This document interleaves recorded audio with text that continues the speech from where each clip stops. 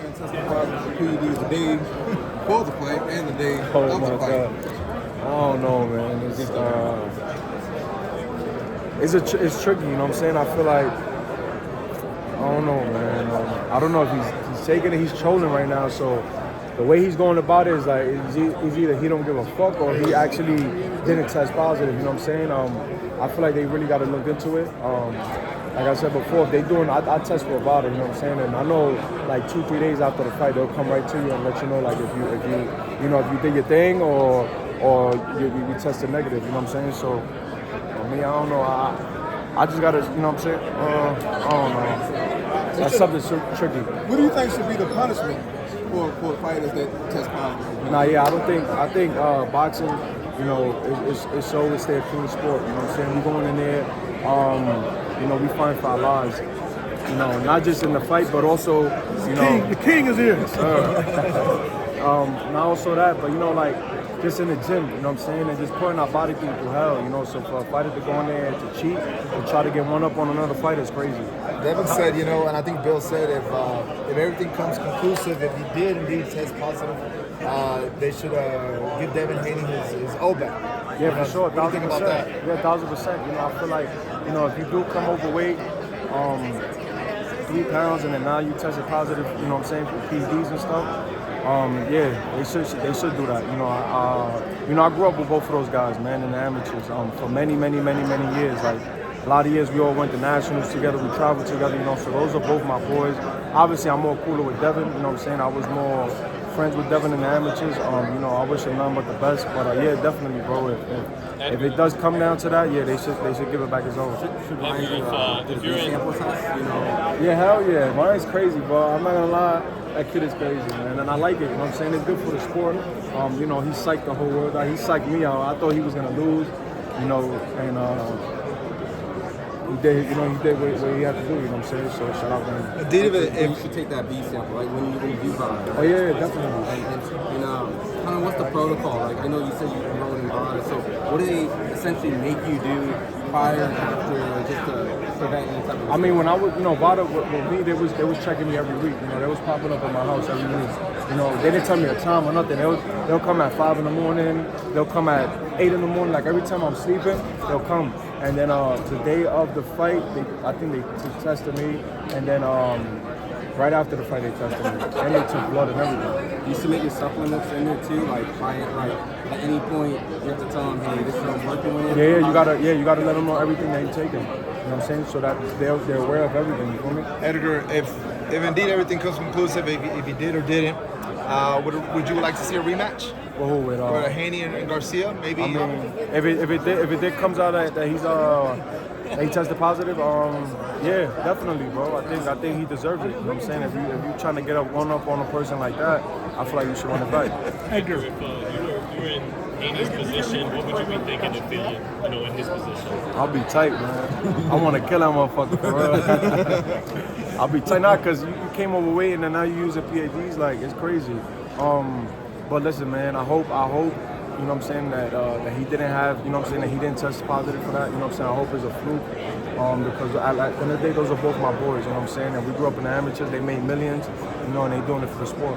Do you feel like you ever shared the ring with someone else, if you're sparring or fighting or anything? I feel like in the amateurs, when I fought, because I used to fight overseas and stuff, and it was this Russian kid, he was just like, I don't know, it was just weird. You know what I'm saying? And you know, amateurs, they don't touch you or nothing, you know? So you can take as much steroids as you want, and you can go in the ring as an amateur and fuck anybody up and do whatever you want. You know what I'm saying? Edgar, have you been told anything that you are on a possible short list for the winner of this fight in the fall?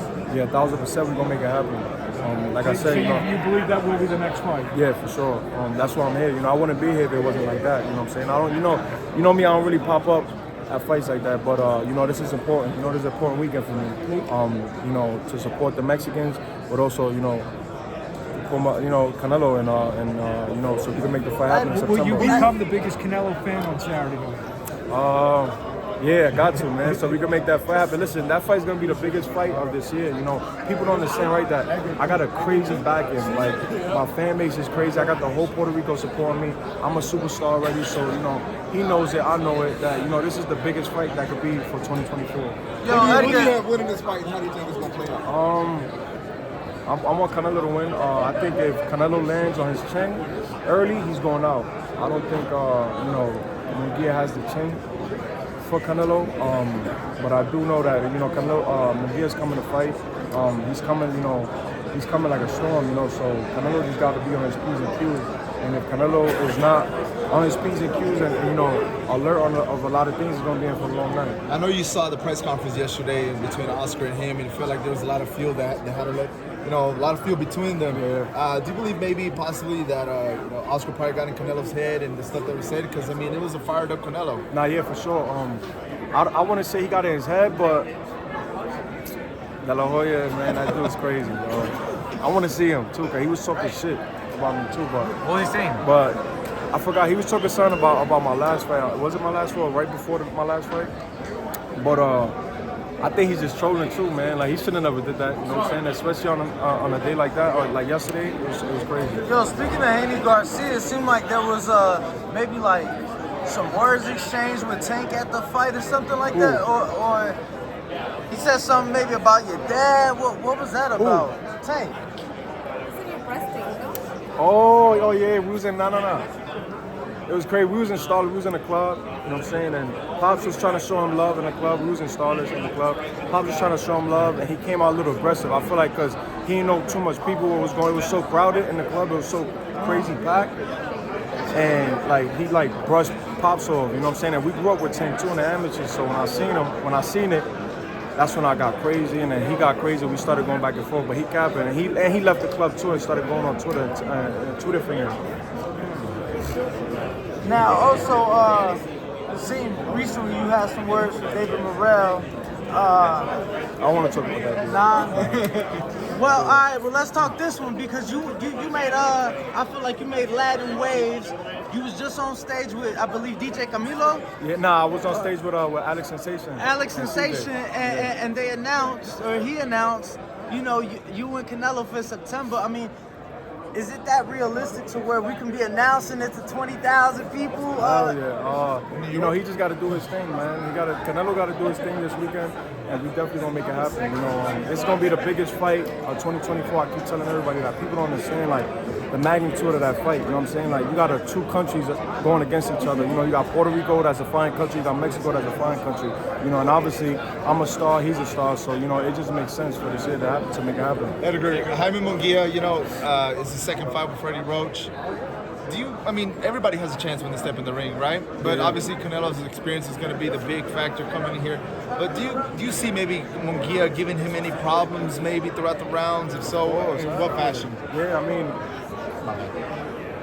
Munguia, all right, the only thing I like with Munguia is his defense. I feel like, he has great legs, he has great punch output, but I feel like his defense is not there where it's supposed to be. I feel like anybody can hit him. Ray Charles can hit him. I'm like, so. If Canelo, like I said before, if Canelo lands on him, he's going out.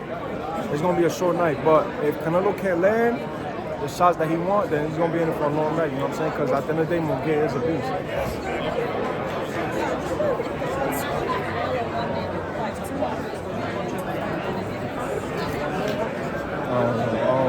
I think there's a lot of I don't know that situation. I want to say, because people were saying that he's ducking him. I don't think that dude's ducking nobody. He fought Triple G when Triple G was supposedly the monster of the 116th division or 168th division. I don't think he ducks nobody. I think he's a warrior. You know what I'm saying? I just feel like there was a lot of how can I say? There was just a lot of friction between both of them. And you know how Benavidez, comes off on Canelo, and Canelo's at the point where he's the king of the division, right? He's the money man, so he knows any fighter that he fights, he knows he's gonna change their lives regardless. So if you're making $500,000, $1 million a fight, you fight him, you're making probably $10 million plus. You know what I'm saying? So I feel like Canelo just wants fighters to respect him at this point. He's like, motherfucker, I'm changing your life, bro. So you gotta respect me. Yo, Edgar, obviously you being with Matchroom and Eddie Hearn, we seeing them do great things with Riyadh season and His Excellency Turki Al-Sheikh. Saw you at the press conference.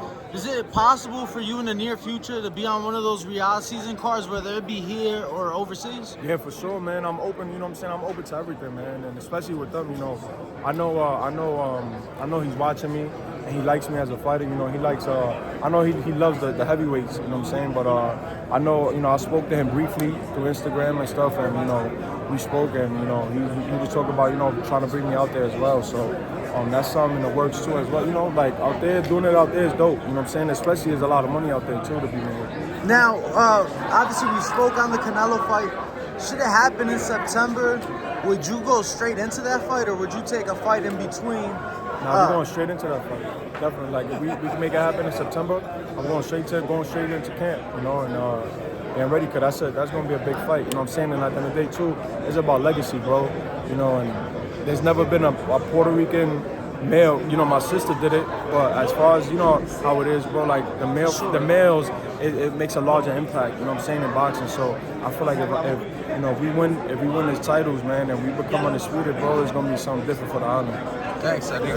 YouTube family, don't forget to hit that like button. Subscribe to the YouTube channel. Help us get to that 1 million subscribers. We're on the road to 1 million, and obviously, we have other great content on our Patreon channel. So since this video is over, head on over to our Patreon and check out all the exclusive content, or right here on our YouTube members.